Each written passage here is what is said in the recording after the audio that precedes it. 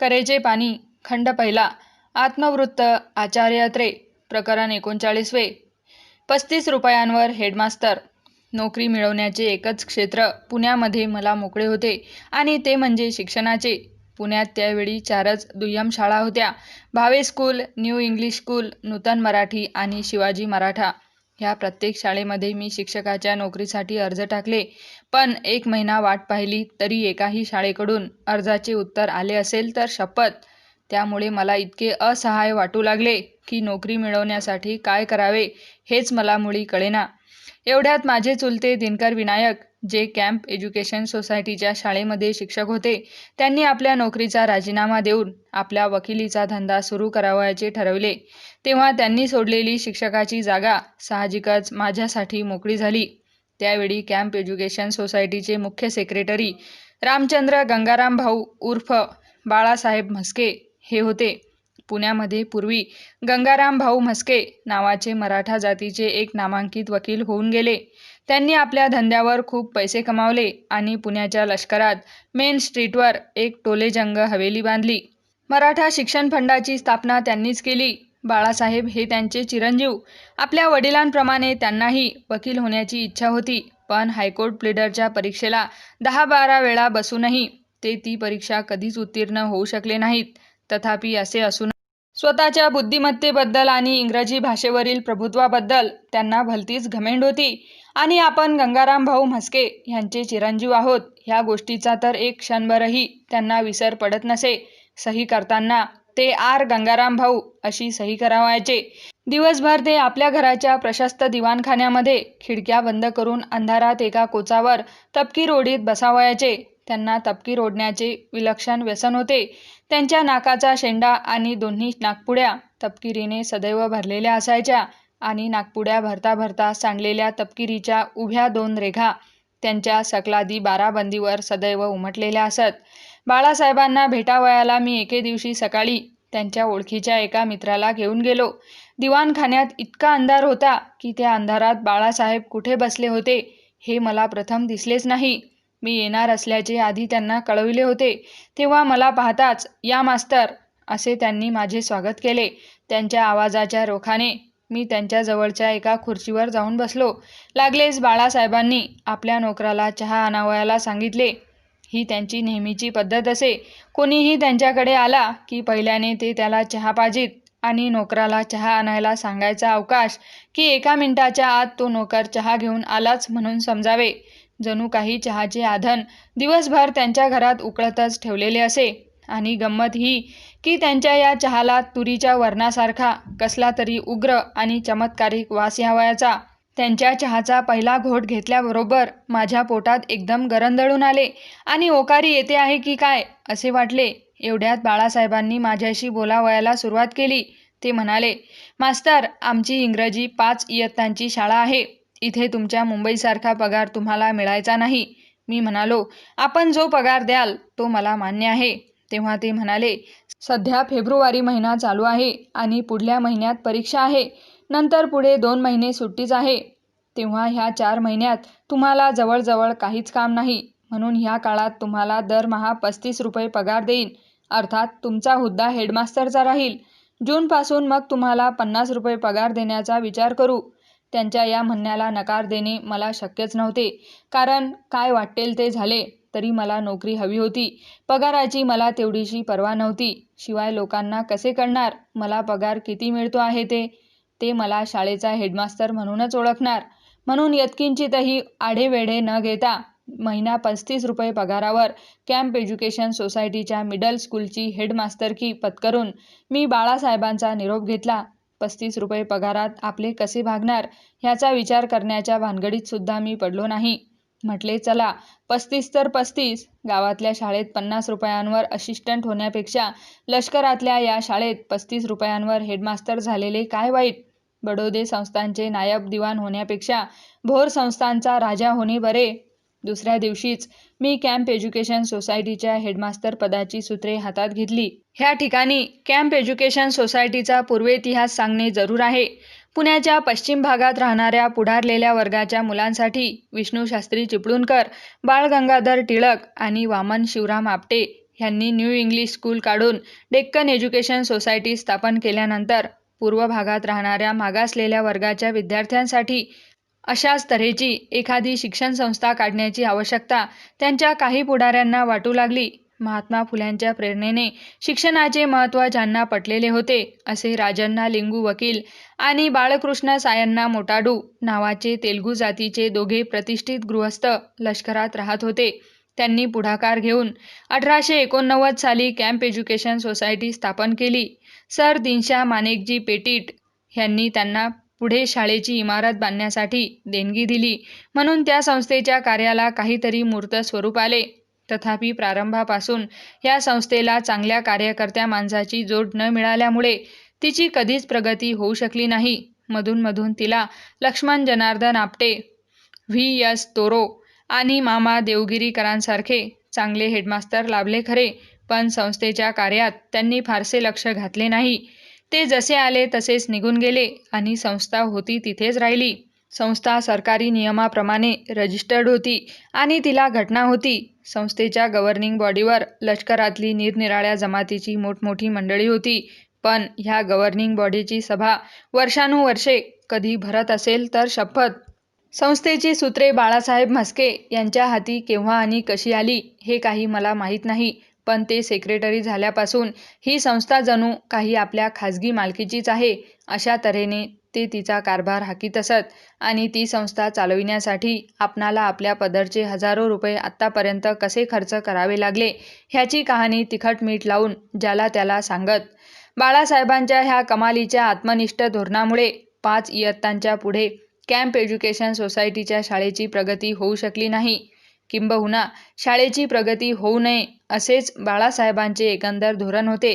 त्यांच्या ह्या चमत्कारिक स्वभावामुळे चांगले शिक्षक शाळेत येणे मुळी शक्यच नव्हते आणि आले कोणी तरी ते वर्ष 6 महिन्यांपलीकडे जास्त काळ टिकत नसत. दरवर्षी हेडमास्तर पाहिजे अशी त्या शाळेची जाहिरात स्थानिक वर्तमानपत्रात असावयाची हे अगदी ठरून गेल्यासारखे होते.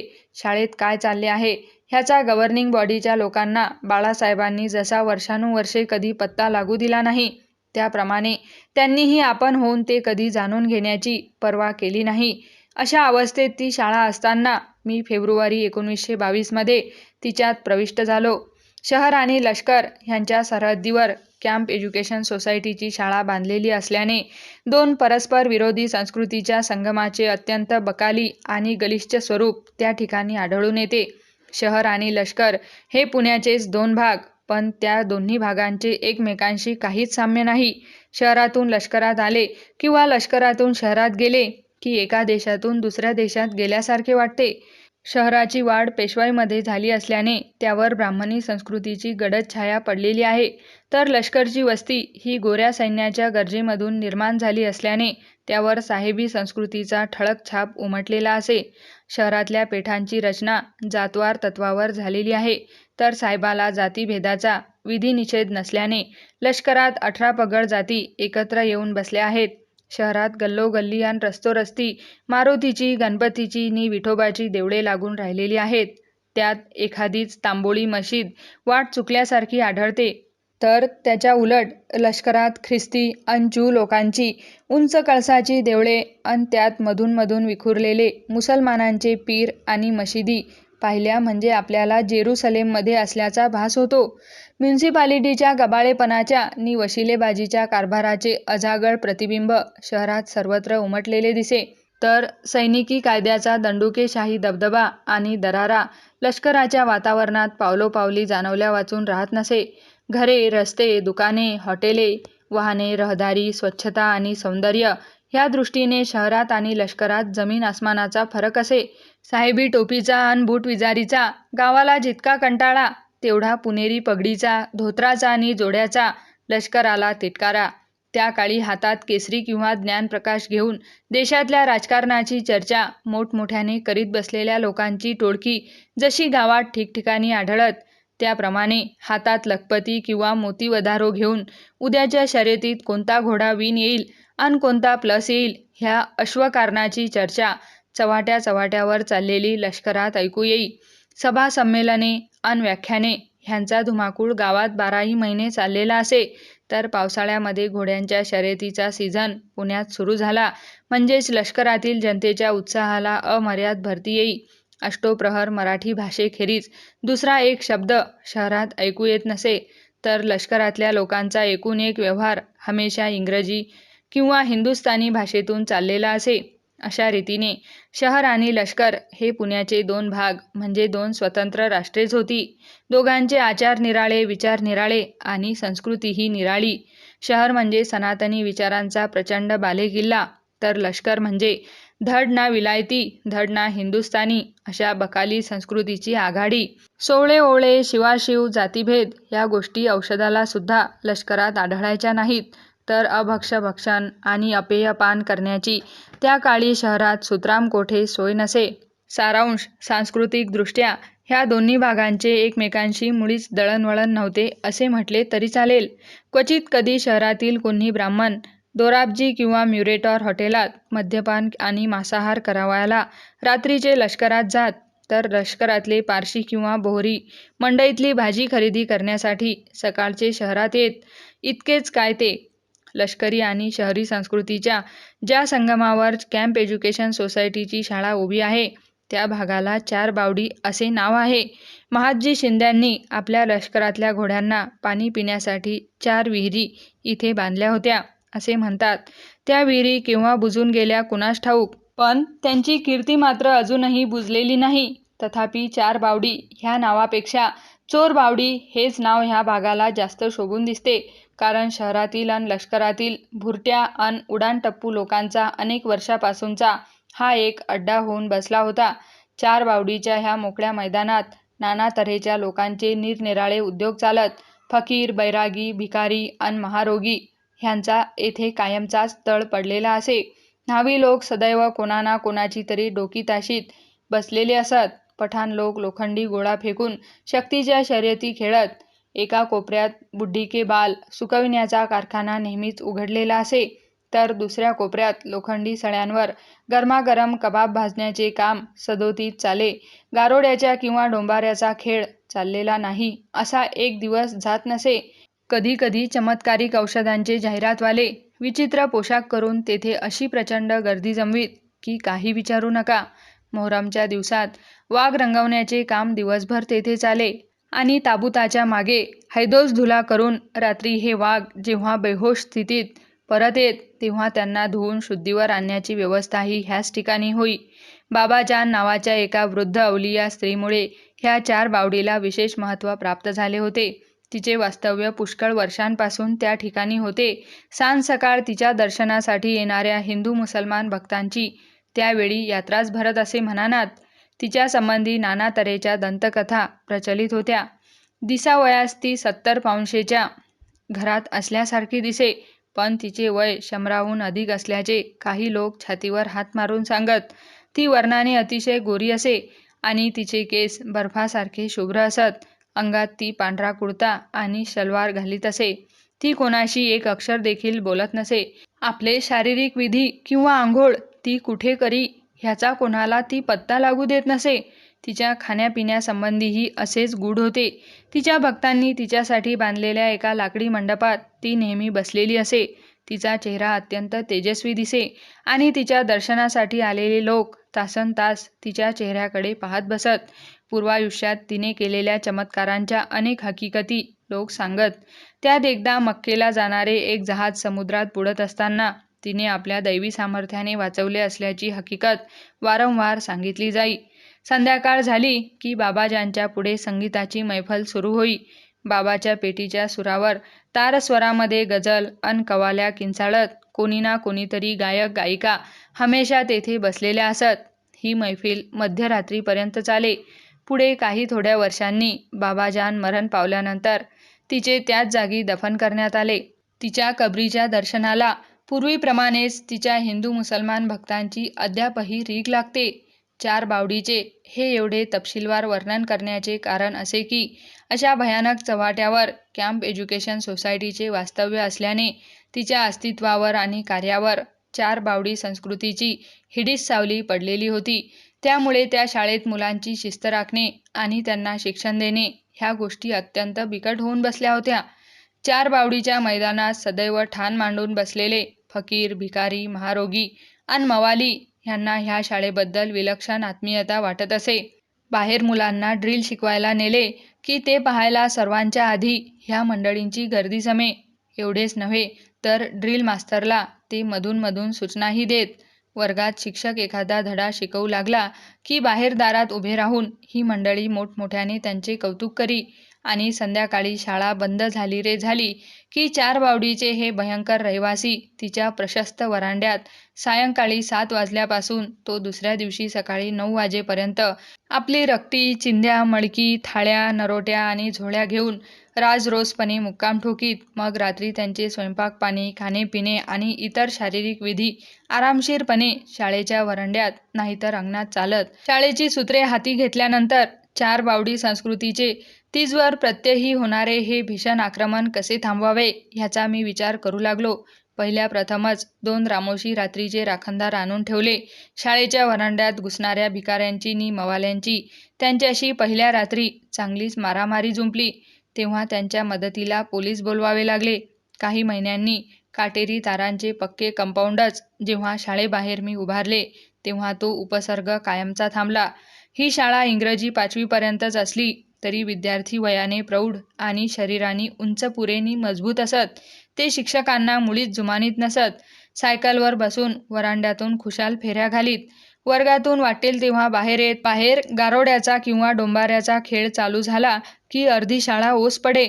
मधल्या सुट्टीत कित्येक विद्यार्थी बाहेर जाऊन विड्या ओढीत नाहीतर जुगार खेळत.